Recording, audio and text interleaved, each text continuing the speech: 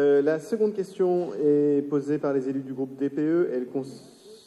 Elle concerne la rue René Binet et la parole est à Fadila Mehan. Oui, je vais être assez rapide. Je vais vous interpeller sur l'attribution du permis de construire, en effet, du 3 rue René Binet, qui date du 28 septembre 2018, au bénéfice de l'association Charonne. Alors, c'est vrai que la nature des travaux fait état, et là je mets les guillemets, un changement de destination d'un local commercial par transformation en centre d'accueil pour personnes en difficulté, avec modification de la façade, déplacement de l'entrée, enfin je passe sur les aménagements techniques. Alors, on voudrait vous interroger sur 3 points. Lors du conseil d'arrondissement du 18 juin 2018, avait été évoquée la possible installation d'une salle de consommation à moindre risque, porte de Clignancourt, pour usagers de drogue et notamment de crack. La réponse que vous aviez formulée, monsieur le maire, et je remets les guillemets, soyez au moins rassurés sur le fait que la loi, même si nous le souhaitions, nous interdirait de créer des salles de consommation à moindre coût, à moindre risque, et sur le fait que notre objectif n'est pas de créer des problèmes là où il n'y en aurait pas. Je ferme les guillemets. Certes, il n'en demeure pas moins que la formulation de centre d'accueil pour personnes en difficulté peut entretenir l'ambiguïté et reste en conséquence une source parfois d'inquiétude pour certains. Et donc ma question elle est simple, monsieur, et je vous la pose sans arrière-pensée. Pouvez-vous nous éclairer, monsieur le maire, sur la destination future de ce local et sur la nature exacte de l'activité qui sera développée? Tout à fait. Dominique de Mangel. Merci. Je vais faire le lien avec notre débat précédent sur l'application du plan CRAC, bien qu'il ne s'agisse pas dans cet équipement du plan CRAC, mais du type d'équipement de prise en charge des usagers de drogue. Donc, ce qui est prévu dans cet espace est un centre d'accueil et d'accompagnement à la réduction des risques pour les usagers de drogue, dit CARUD, et qui sera géré par l'association Charonne-Opélia. Qu'est-ce que font ces centres? Ils font un accueil gratuit, inconditionnel et confidentiel des usagers. L'accueil est régulé.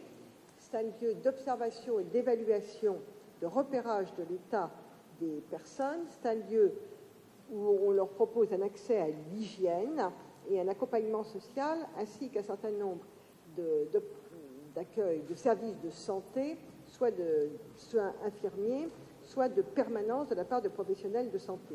Et puis, c'est aussi une forme d'accompagnement, de présence hors les murs du CARUD pour faire en sorte que les usagers rentrent à l'intérieur du CARUD et que, par ailleurs, les usagers qui sont notamment dans des espaces verts, par exemple, puissent bénéficier des services du CARUD. Donc, c'est essentiellement un service de médiation pour ces usagers et de médiation sociale.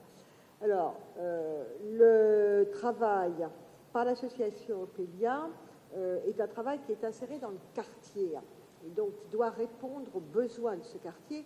Et comme j'avais eu l'occasion de vous le dire, alors j'avoue que je n'ai pas ressorti la délibération, donc je ne sais plus si c'était en juin ou en novembre, mais l'association Opélia a pris des contacts dans le quartier, c'est-à-dire qu'elle a organisé une permanence à la Maison Bleue, elle a pris des contacts avec les jeunes et notamment avec les services de la prévention spécialisée pour identifier, et avec les services de police évidemment, pour identifier le type de besoin pour des usagers de drogue dans le quartier. Alors, il y a des besoins qui sont assez évidents, hein, quand on arrête dans le square Binet en flagrant délit des trafiquants avec les usagers qui sont derrière. Bon, voilà, on identifie très très clairement le sujet, mais il y avait une composante sur laquelle l'association souhaitait beaucoup travailler, qui était celle des jeunes, et notamment des jeunes qui sont dans les espaces publics, des jeunes qui sont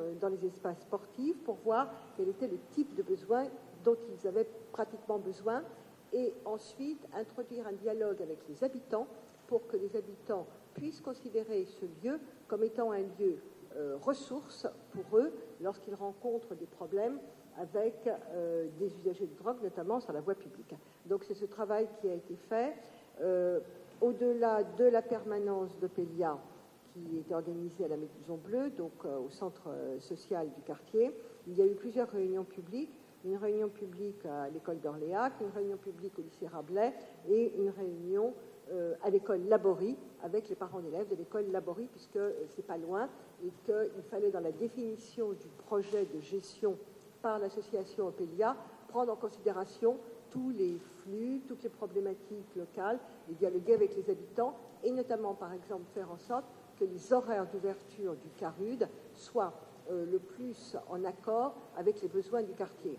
Donc ça ouvrira sans doute un peu tard le matin et puis en revanche il y aura des maraudes sur le mail, notamment pour faire en sorte que les usagers qui sont aujourd'hui vus par les familles sur le mail puissent rentrer en contact avec l'association.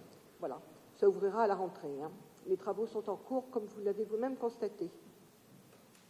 Et je rajoute juste un mot pour confirmer absolument ce que je disais. Il s'agit en aucun cas d'une salle de consommation et la loi, de toute façon, n'autorise pas à ce stade les collectivités à ouvrir de nouvelles expérimentations, sauf exception qui doit être négociée avec le ministère de la Santé. Et il en est question, mais pas dans Paris. Donc voilà, nous, on en a fait une et c'était très utile. Mais ce n'est pas la question à René Binet pour le moment. Merci beaucoup pour ces réponses.